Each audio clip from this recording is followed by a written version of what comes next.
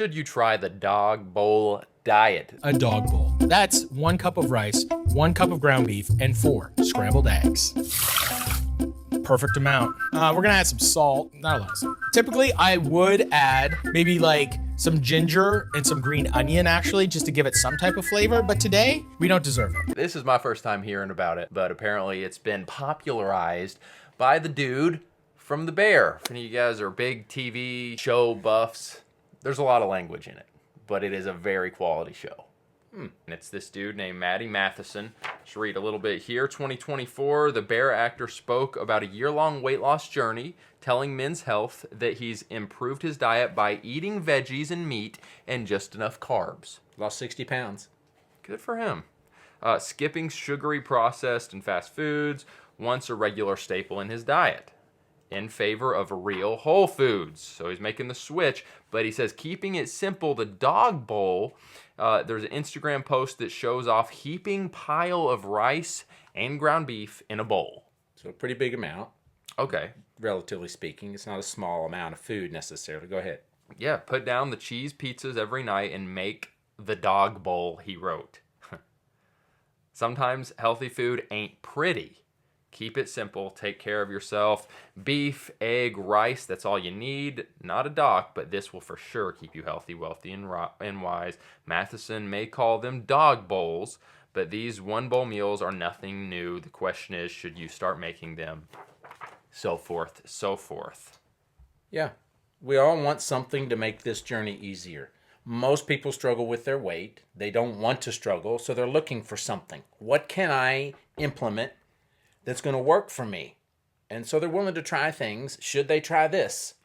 Does Trainer Joe recommend this dog bowl diet? It's not pretty, he says. It's not always pretty. I'm okay with that. I'm visualizing inside an actual dog bowl, but obviously it can be just a big bowl. Just a large bowl. And I'm just picturing kind of like a bit heaping amount of what kind of looks like dog food because of the ground beef, rice, egg. Sounds pretty good, though. Right. Well, what he said, and one thing he said as I read about it too, it helps keep him on track. Why would it do that? Well, because it's eliminating a lot of options. It's like, I'm just going to put this stuff in a bowl. That's what I'm going to eat. Right? Eliminates a lot of questions. Kind of like if you get a delivery of one of these companies, Freshly is one, I think, where they just send you the food. This is your dinner. These are your meals for a while. Or the guy years ago did the Subway diet. And if we were to do that today, I might call it the Chipotle diet. You just get a Chipotle, it's like, let's just say this is what I'm going to eat. So that seems to be a big part of the appeal, right? Yeah. Yeah, I like the simplicity of it. In my mind, when you're wanting to lose weight, the more simple you can make it, the better. And just, again, it goes back to, here's what you're going to eat. Yes, Here's what you're going to eat. It removes but there's all these other options that I could eat. It removes that, but it also just removes the quantity, spectrum. It's like what you put in your bowl and you're done until your next dog bowl, if you will. Yeah, are you willing to do that? And that's the thing. It's impossible for me not to bring this back around to people watching this. Typically are wanting to get healthier, wanting to lose weight, wanting to make it easier, doable, sustainable for the rest of their lives. Does this add to that? And I think what we're really after is, why would you need this? Why do you need a dog bowl? Why do you need any diet? Why do you need Weight Watchers? Why do you need any of that? And I want to talk about that for a minute. Why do we need anything like that? Why can't you just go eat and not think about it? And I think there's been changes in our world, in our culture, that now make it tricky. It's like, why do our kids need something to keep them from spending 10 hours a day on their iPhone? Well, because we now have iPhones. Yeah. And they now have games. And they now have texting. And they now have everything on your phone you can do. So now we need guardrails. That's a good point. Yeah, we used to not need guardrails for being on your phone too much because they didn't even exist. Now not only do they exist, but they're addicting.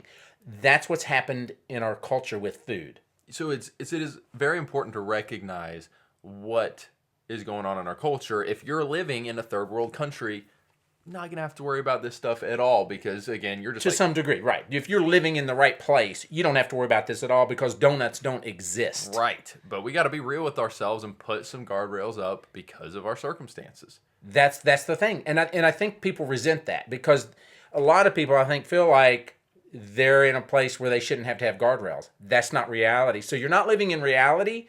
For most people, if they say, I should just be able to eat based on my hunger. Yeah, if you lived where donuts didn't exist, you could do that. Where you had to build your own chicken coop and chop the head off your chicken before you eat it, you wouldn't have to worry about it. But now you have donuts next door to where you live. DoorDash them. DoorDash them. Yeah, so now you have to bring in boundaries and accountability or you're going to be big. You're going to be big. And we're like, well, why do I need boundaries and accountability? Why do I need to eat out of a dog bowl? Because we're the way it is now. And if you refuse to embrace that truth, the reality, you're always going to go around, what am I going to do? I don't know why this is hard for me. Well, I think it's clear why it's hard. We're in a different world, and you can either embrace, this is where we live, this is how I'm going to have to adjust now, or I just couldn't figure it out. I just like to eat. It's too difficult for me. And you have not brought in proper boundaries and accountability. On the 21-day, oh, sorry. Isn't that true? Well, I was going to ask on the 21-day transformation, if someone were to say, Trainer Joe, I've seen your food list and I could eat at Chipotle every single day for dinner, according to your food list, because of this, right. I could get this type of bowl. And eggs for breakfast. Would you recommend something kind of in line with the dog bowl, just that simple and repetitive? For some people, it just makes it easier. And they're like, if I don't have to think about it, so I'm fine with that. Like Jenny Craig, right? They give you the meals. We have a place here locally, Lean Feast. You can go in and you get your meat, you get your carb, you can make boza, you can make 10 of them. That's for your week. And that'll work. But some people just don't like that restrictiveness. They want to have, they don't want any restrictions. Right? I want to eat what I want to eat. And they're like, who wants to not eat things that they love when they feel like eating them? And how do you simplify this? And that's the thing. Are you willing to say, I can't just eat things because I want them, and I can't just eat as much as I want, so I've got to implement something like this. And yeah, that is what so then you're like, so what's it going to be for me? Am I going to have this life that's always restricted? Or can I become the person that doesn't need those restrictions? Yeah, no, I mean, that's freedom. That's true fair. freedom. Ideally, everyone that's on this weight loss journey would transition into that second one. But right. My reaction is be wise and kind of give yourself grace that it may not happen like that. So put the boundaries up for periods of time and then test the waters and see, okay, now let's test this. Can I go outside of my boundaries, bring some other items in, and still be victorious? Ooh, I'm putting weight back on. Let's go back to more of a strict thing, and then we'll try again in a month. Right. That simple, fair? I think it is. I think part of what happens is we don't get a transformation in our lives, so we feel like we're always having to grit our teeth and white knuckle it through these cravings because there is not an inward transformation. Mm-hmm.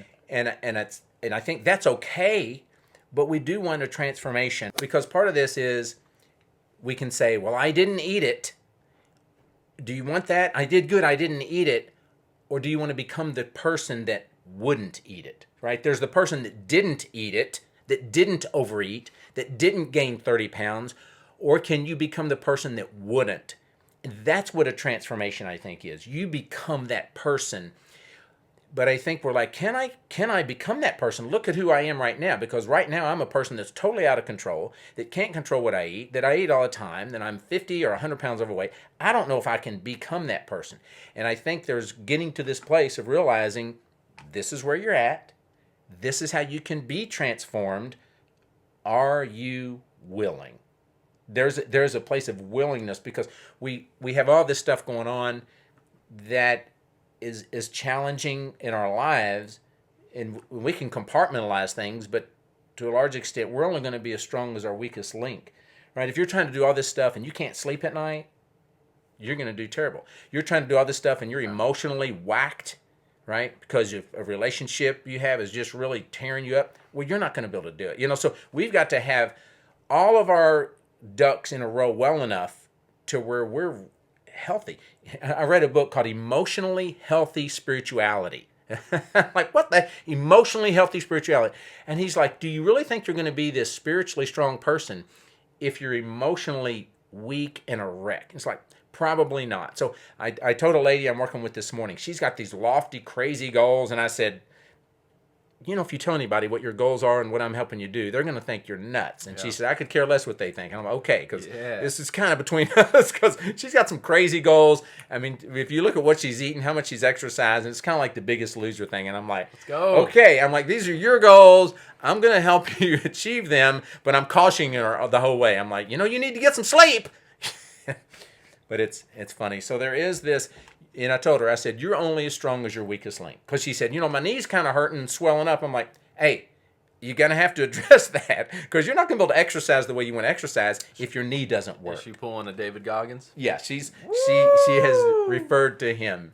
I think she's referred to herself as Mrs. Goggins or something. Oh, okay. So she's kind of crazy. So if you got crazy goals, sometimes that's okay. Because you can learn from that, right? For a season.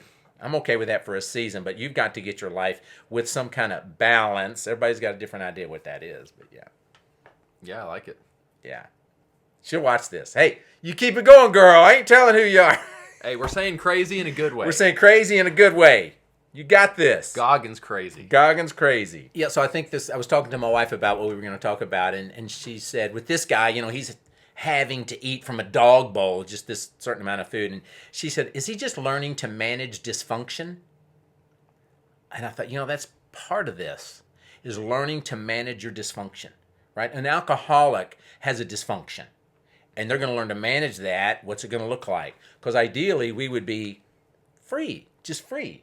But I think for at least a time, we're just learning to manage a dysfunction with the goal of being transformed inside and then being free.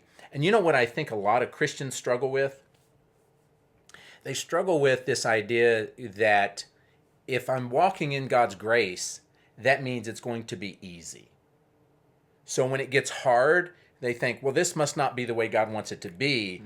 And I think, and I love listening to this one Christian teacher, and he says that grace is not opposed to effort. And I think a lot of believers get caught up in this, well, I'm having to work so hard, maybe that means God's not helping me. When in fact, I think it's when we decide, God, I'm willing to work this hard. Will you provide what I need to be able to work this hard?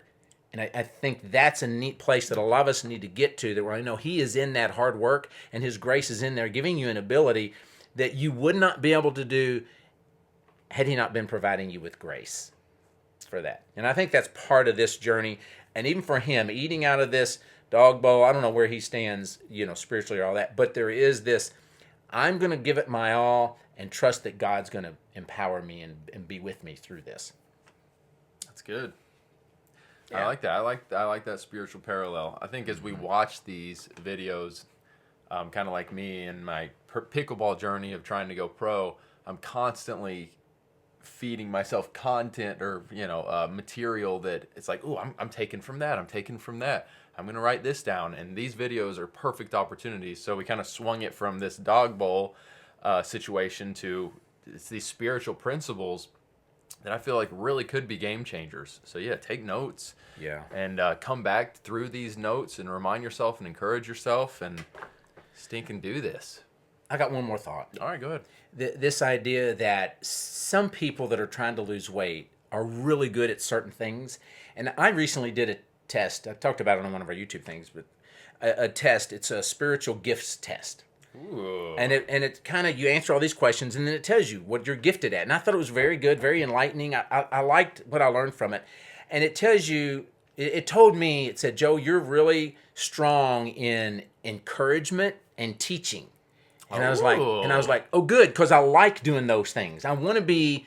It's like, okay, I'm okay to spend time on that. But then it said I'm not strong at hospitality. It showed I'm below average. Wow. And I'm like, what? And I'm like, we don't have people over that often. And when we do, it's a kind of a difficult thing getting the house ready. And what are we going to feed them? And I don't know. We got any Cheerios in the house? Or, it's like, it's just not our gifting.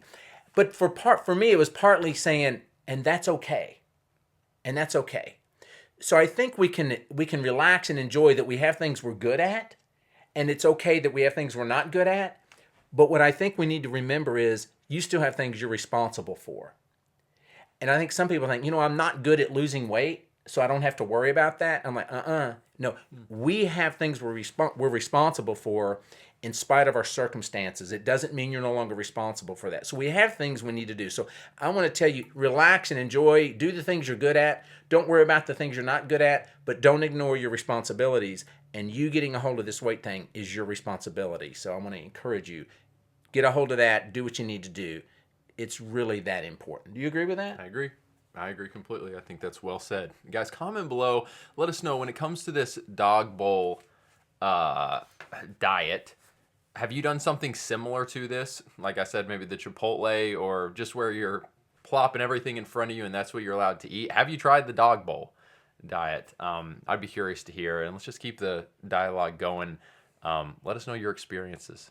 Last thing on why I would recommend the dog bowl diet. Yeah, go ahead. And we've said it here before, but people will get a plate of food and they're like, oh, this is good, this is healthy. They'll eat it and they're like, I'll just have a little more because there's a little more over there, and they get a little more, and then they get a third serving. And then if they would have put all that on their plate to begin with, it would have been embarrassing. That dog bowl would have been runneth over for like a Doberman pincher. And so all I'm saying is put it in the bowl, admit it, say I'm going to eat this much food because you're not going back. And that's part of the beauty of that. And that's what he's saying. It's a bowl. It's a bowl. It wasn't a small amount of food, but he's like, but this is all I'm going to eat. Yeah. If you're going to go back for 3 servings, put it all in the bowl. Show everybody. Show yourself. Look what I'm going to eat. Huge bowl of food. Go ahead. But don't keep going back and pretend, well, I just ate a little bit 3 times. Yeah, and that's... We're learning to walk in reality. We got to keep it real with ourselves. Yeah. That is part of the benefits and the reason that the dog bowl could work for you. Right. But you can't be refilling that dog bowl until dinner time. That's right. Until the next meal. All right, guys. Thanks for watching. We'll see you again very soon. Trainer Joe, train your brain. And transform your body.